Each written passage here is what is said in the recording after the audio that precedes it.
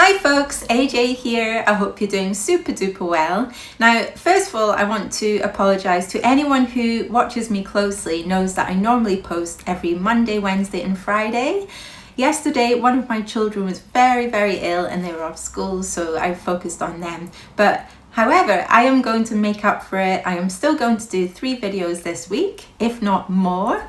I'd love to do one every day for you, but I have a job, I have kids, I have a lot going on. Oh, and a dog, which is like a third kid. Anyway, yes, we will be talking about Meghan's Mother's Day post, Harry at the doorbell, and lots of other things. I have come across an article that I don't think anyone's talking about, so make sure you watch right until the end. And let's start this video. First of all, let's catch up on what Harry and Meghan have been up to. And yes, I do not follow Meghan on Instagram, so I have found this article on Vanity Fair. Since the beginning of the year, Meghan Markle has ramped up her public-facing work drastically, launching her blah blah blah blah blah. Meghan and her husband Prince Harry found some time to relax at Beyonce's Cowboy Carter tour stop at SoFi Stadium on Friday. Meghan shared pictures of the outing on Instagram, which show her posing with Harry and their friends. Oh, yeah, and she wrote on the Instagram post, "Thank you, Beyonce and team, for an amazing concert and a very fun date night." Oh, it's date night! Oh, it annoys me when people go on and on about having a date night. Oh, it's date night. No, you're married. Like, you're just going out. Enjoy yourself. But it's not like date night. Oh my goodness. Right. So here's the first picture. It must be her favorite. Like, anyone knows that if you're on Instagram and you're posting a series of pictures on one post, you put your favorite picture first. So yeah, she must think she looks very sort of cowgirl-esque here with her hand up. She's partying. She's like a party girl. You know, I do think Meghan is like going back to what she was like before she met Harry. Yeah, posting on Instagram, you know, lifestyle blogger. But yeah, here she is in a denim Caroline Herrera dress, very fitted, it's very tight, and a khaki coloured hat that she's obviously given to Harry. So yeah, here's a picture. They look really far back. You can see, you know, the stage is far away. And what tickets did they get? Like, were these like the cheapest tickets going? Did Beyonce just like send them some tickets? Like, they couldn't fill the place up? But yeah, I thought they'd be in like VIP area or something. This does not look VIP to me. And then here's a picture of them looking, oh, look how close we are. We're so happy. We're so happy. Like, I do not, like, lots of my friends who have been married for a similar time to Harry and Meghan will not pose like this. They might be together in a picture looking happy, you know, but not like, oh, it's our date night. This is our first night together. Look how happy we look. I think it's, you know, it's a bit try hard. So what's going on here? Ah, looks like so much fun. Like, I can't watch things like that. I think Beyonce is fantastic. I think she's an amazing woman. Incredible, in fact, but it's just not my type of music. But yeah, here's Harry and Meghan. Cringe. Yeah, it says here, watch again on Instagram if you want to watch it a second time. No, thank you. Like, this is cringy. You know, she's got her shoulder out. You know, they look, oh, it's like, it's too much. It's like a snippet of what they'd be like if they're like in bed, you know, and he's behind her. No, sorry, right. It's, I don't want to go there, but it's just, it's too intimate. Like, why is she sharing this for Instagram? Like, people do not want to see this. And is this her like trying to show, oh, look how close we are? It's so desperate. It's like, you shouldn't have to do that. Yeah, I feel a bit traumatized after seeing that. I don't know about you. Yeah, but Harry looks a bit slosh. Let's go back to this picture. You know, they both look a bit drunk. There's other pictures of Harry looking quite drunk. And yeah, it made me think about what he said in his memoir, Spare. Let's have a look at this. Now, I want to make a very valid point here relating to this post that Meghan, you know, all these pictures of them looking a bit sloshed. And I think that's embarrassing. It's humiliating. And let's have a look at this video, this clip that I have. I knew my way around grief, and there was no mistaking it. This was pure grief. Pure grief.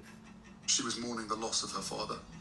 Sounds as though you did. Yeah, exactly. She killed me and then mourned me. So, poor Thomas Markle. Anyway, right, I forgot to say. So this took place around 2 years ago. The Markle family sat down with reporters to reveal their thoughts on Harry and Meghan. And this is, yeah. There was another humiliating photo in the papers. So this is them highlighting what Harry said in his book. You know, every day there was another humiliating photo in the papers. Thomas Markle buying a new loo. Thomas Markle buying a six-pack. Thomas Markle with his belly hanging over his belt. Right. This is what I could not believe Harry wrote in his book. You know, Thomas Markle with his belly hanging over his belt. For goodness sake, let the man breathe. Like, what? So because he's like, because you're engaged to his daughter, then he has to start tucking his belly in. He has to, you know, start looking smarter because of royalty. Like, how dare you, Harry? Like, let the man be who he is, you know? I think this is horrible that they were embarrassed by him. They were embarrassed by Thomas Markle and the fact that he hired reporters to try and get a better image of himself because they thought these things of him and he didn't want to embarrass his daughter. Poor Thomas, you know, I feel so sorry for this guy. And Harry is just such an arse saying these things about his dad-in-law. Like, and he's not even met the guy. Like, how rude is that? You know, this is so rude that they're embarrassed that there's a picture of him buying a six-pack of beer, and yet they're showing these embarrassing clips of them like drunk at a Beyonce concert. And oh, Harry, like, it's just awful.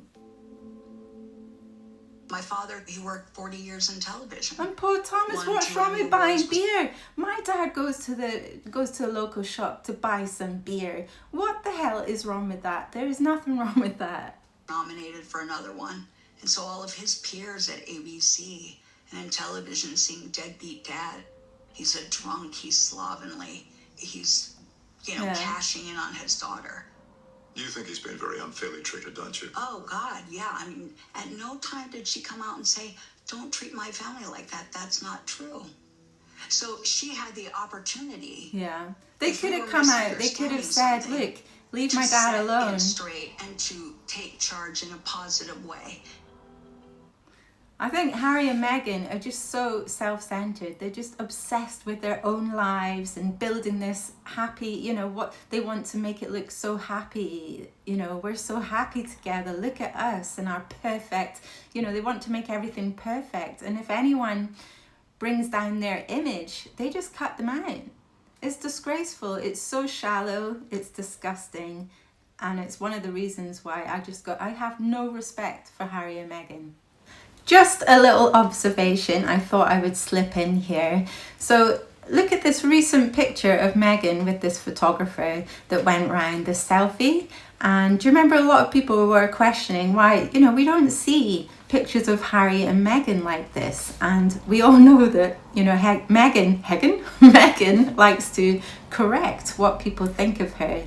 So if you remember the incident with the Billie Eilish lunchbox, and then in an interview, like days after that, maybe a week after that, she's talking about how she makes the lunch boxes for the kids. Like, so yeah, I feel like this could be a correction. Like maybe this time she made sure that she's putting pictures out of her and Harry looking very close, like similar to her and the photographer. Maybe? I don't know. What do you think? Going back to this article, let's have a look at Meghan's other posts. Other recent posts on Instagram. I'm sorry, folks. It's put me in a bad mood. Like, it really infuriates me the way Harry and Meghan have treated Thomas Markle, and now he has moved to the Philippines. And you know, Thomas Jr. is looking after him. Thank goodness he has a really nice son and daughter, Samantha Markle and Thomas Jr. looking out for him, because the way Meghan's treated him is just terrible. It's just awful. I wouldn't wish that upon anyone. And he seems like such a nice guy, and he did so much for Meghan, for her career, and this is how she pays him. And look, this is how self-centered she is. Look at her Mother's Day post. Look, it's just all her and her kids. Oh, and the way she's holding them, they're mine, like her property. Yeah, and there's no mention of Doria. Where is Doria? Because normally on Mother's Day, you know, you thank your mum, don't you? Or you remember your mum. You know, and it can be quite an emotional day for a lot of people. But no, Meghan is just like, Happy Mother's Day to me, Happy Mother's Day. Cheers to juggling it all with joy. And look, she's like juggling in the picture. So she probably thought that was very clever. And she put... And to these two gems who still attempt to climb Mama Mountain, smother me with kisses and make every day the most memorable adventure. Being your mum is the greatest privilege of my life. Yeah, smother me with kisses. Like, I can imagine, like, I know someone who has kids who's very narcissistic. And her kids, like, it's like they have to appease their mum. And I expect Meghan is probably the same. You know, the kids have to smother her and tell her how wonderful she is, and don't work so hard, mama, you work so hard, and your jam just tastes beautiful, and oh, we love you.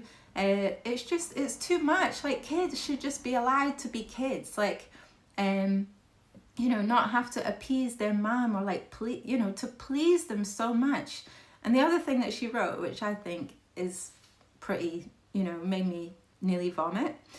I too love you more than all the stars in the sky, all the raindrops and all the salt on all the French fries in the world. So yeah, this leads me to believe this is what her kids have said to her. Maybe not all in one sentence, but maybe over the course of a year, maybe she writes down the cute things that they say. And like, that is really cute. And like, I must admit, like, my kids have said really cute things that I've written down, but I'm not going to tell everyone, look what they wrote, look what they said to me. But I think the point I'm trying to make is, it's like she wants this from her kids all the time. Like, but I think it's more special, like, if you know, let your kids be kids, and then they say something really beautiful out of the blue, you know, maybe once every 2 years, and it's just lovely, you know, for them to express how they feel, and that's genuine. But is she bringing them up to be genuine? I'm not sure. Or are they being taught how to just make her happy? I'm sorry, I could be completely wrong. This is just my opinion. This is what I've observed from other parents who are narcissistic, and this is how I believe Meghan would be with the kids. And I feel sorry for these kids having such narcissistic parents, that they have to play this role, you know, they have to be clever, they have to be, you know, everything lovey-dovey all the time. Like, no, I think kids should just be allowed to be kids. Like, why is a 3-year-old saying to their mum, oh, it's so beautiful? It makes me feel sick, you know? Like, I would love it if she put something out there, like her kid just goes, yuck, bleh, this jam is disgusting, it's gross, mommy. Like, that would be more real, wouldn't it? I want to see something real. That would be lovely. When is Meghan going to put something real on Instagram? Now let's get on to the latest of Harry. What's going on in Harry's world, if we dare? Residents shocked as lost Prince Harry gets caught on camera knocking on doors. So yeah, I'm sure everyone's seen this picture by now. I'm a little bit late on this, but we have some news that we found out the reason. So it was published late last night. Harry, a source tells the Daily Mail that the prince was trying to find his friends, John and Georgina Vaughan, who he hadn't realised had moved out. As they put it, he was looking for a friend who used to live in this road, and now they rent the house out to people from overseas. They've rented it out, they've moved away, and that's all I will say. So yeah, he's just randomly knocking on an old friend's door to see if they're in. And yeah, it's just so weird when he like makes so much of a fuss about the security, not having enough of it, and then he's just seen on his own, like ringing on doorbells. Yeah, they added, I think he got the numbers muddled up. I wondered what he was doing wandering around our street. Yeah, first thing I thought when I saw this picture was, is he going to his dealers? Am I allowed to say that? I guess it's a free world for the moment. I can say what I think. But yeah. Okay, so the last article that I want to look at is very interesting, and I don't think anyone's talking about this. But yeah, a sermon that Prince Harry should heed. And this article was written by Angela Tilby on the 9th of May for the Church Times. So this might be a little bit serious, but that's okay. I'm feeling in a little bit of a serious mood. So let's get into this. Prince Harry, there's a picture of him here at the coronation in Westminster Abbey in May 2023. Let's listen to the article instead of me reading it, because I don't have my glasses on. In the spring of 2002, I was asked to preach at a Sunday morning service at Eton College. Looking down from the pulpit, I recognized the ginger top of Prince Harry, who appeared to be immersed in amused conversation with his neighbour, which made me smile. 5 years earlier, I had been present at the funeral of Diana, Princess of Wales, and heard Earl Spencer berate the royal family for its treatment of Diana and promise to protect her 2 sons. Okay, did you hear that? So, yeah, she'd been present at the funeral of Diana, Princess of Wales, and Earl Spencer berated the royal family for its treatment of Diana. And so that is just awful, saying that in front of Harry and William at the funeral. Like, Harry, with William, will have heard all that.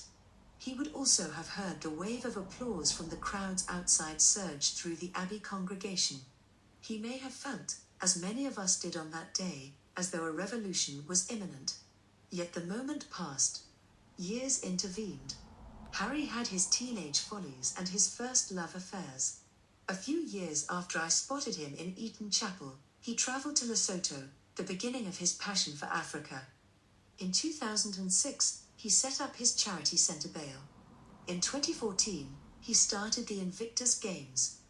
Since his decision to step let's down... pause that a moment. Yeah, so she's acknowledging everything, like things like major events that have happened in Harry's life. And then, yeah. Down from royal duties, he has had a bad press. The sharp criticism of him and Meghan has been vulgar and cruel. He now feels that his future life is in California, and he will never feel safe enough to bring his family to Britain, even though it is his homeland. If trauma replays from past to present, then Prince Harry's recent behaviour can be seen as the result of grievous trauma. His book, Spare, worsened his alienation from his family. News, the 13th of January 2023. He has seen his African charity fall apart amid acrimony. His BBC interview last week, in which he said that his security concerns had been dismissed by a good old establishment stitch-up, reveal his ongoing grief and confusion. I grieve for that ginger-topped teenager. Okay, I'm going to pause it there. I'm going to read the rest of this article because I want to comment on it as well. So yeah, she acknowledges trauma may have played out for Harry, and I like that she's being very, she's thinking about things from his perspective. But, his African charity that's fallen apart since he met Meghan, like, okay, maybe people shouldn't just blame Meghan, but Harry, he's a grown man. He needs to take responsibility for, he needs to look after these charities that he's involved with. And it looks like, he hadn't visited this place in years. But yeah, she goes on to say, I grieve for that ginger-topped teenager I once preached to. I believe that he is a decent man, but so far he has found no way to switch off the trauma in his head. He has said too much for relationships to heal. He claims to have forgiven his father and the royal family, but it is clearly a qualified forgiveness. Yeah, it was more of a through gritted teeth, I forgive them, you know, but you can't do that, Harry. Anyway, the repeated demand for police protection and the insistence that his father could simply sort this out by ordering it sounds as though it comes from the 12-year-old who was required to walk behind his mother's coffin. Yeah, like she is like pointing out that he hasn't like matured into an adult. Like, okay, she doesn't say this exactly, but she said it sounds like, you know, it's coming from 12-year-old Harry. Like, has he got arrested development? Like, is he stuck in this like wounded child sort of brain? Like, you know, I'm not a psychologist, but I think there's a lot to look into here. And like Harry, you know, it seems like, you know, this woman has a lot of compassion for him, and that's lovely. But Harry's done too much. The royal family cannot forgive him. They cannot move on from this. Like, they can't trust him. You know, if he's writing books and putting, you know, private conversations into books, how can they trust him? And it's all just messed up for Harry.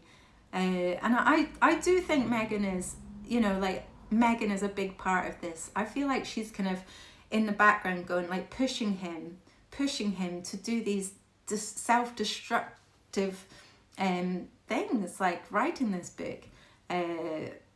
Yeah. Okay, what else did she say? What he might have picked up from attending morning service in Eton Chapel was that forgiveness involves not only making peace with the offender, but eventually, and at great cost, giving up the role of victimhood. So yeah, she points out, like, if he continues this victim narrative, he is not going to move on from this. And Meghan as well. It's like they think the whole world's against them. We're the victims. But they don't realise that that is what makes them be like the victims even more. It's like they are battling something that they started, and you know, it's really sad. And she ends the article by saying the latter is far harder, like the giving up the role of victimhood, far more demanding, and in the end far more important. But the logic of the Christian faith suggests that it is only when victims forgive from the heart that they themselves can find liberation. Okay, so I get what she's saying, you know, you got to forgive from the heart. Like, you can't just forgive, like, oh, to make someone meet you and reconcile. Because it did sound in a BBC interview like Harry was just trying to manipulate in a way, like King Charles, his dad, say, look, I want to reconcile and I forgive you. But what are you forgiving? Like, I'm not really sure what the royal family have done to Harry and Meghan to warrant forgiveness. Yeah, but well done, this woman, you know, putting this out there, her thoughts on Prince Harry, the ginger-topped boy, bless, and having compassion for him. But the thing is, him and Meghan, they've done so much towards the royal family and towards Meghan's family. Like, Thomas Markle and King Charles just don't see their grandkids, and I think that's really sad. And the way they treated the Queen in her last months, year or two, and Prince Philip, it's just heartbreaking. You know, that so much has happened that Harry and Meghan, they are trapped in this victimhood. Will they ever see that they're not the victims? They actually had a lot of privilege within the royal family, and a lot of things went their way, you know, and they just complained about, you know, Frogmore Cottage was so small. Like, it's crass, it's vulgar, the way they have acted, and there's no wonder lots of people on YouTube are doing videos on them, because they are acting in this way, and we have a right to voice our opinion, as did this woman. And I think good on her, because, like, you know, it is sad the way Harry has acted, and you know, he's lost his family now, but you know, they put out these images on Instagram of them like sloshed, oh, we're having a good time, and yet you know, that's not humiliating, like, for anyone. Like, oh, like, why can't they look that, you know, the way that they thought Thomas Markle was humiliating, buying a 6-pack of beer and having his belly hanging out of his trousers. Like, okay, that was humiliating for them. What about Harry and Meghan? Are they humiliating for other people? Like, can they not, they are not that self-aware. They do not see that maybe they might be embarrassing for other people. Anyway, that's just my thoughts. I'm sorry it was a bit serious today, but that's the way it went. Who knows what's going to happen on my channel? But it depends what's out there, what I find interesting to comment on. But yeah, please do like and subscribe. It really helps me grow my channel, and I'll see you in the next one. Thank you. Bye.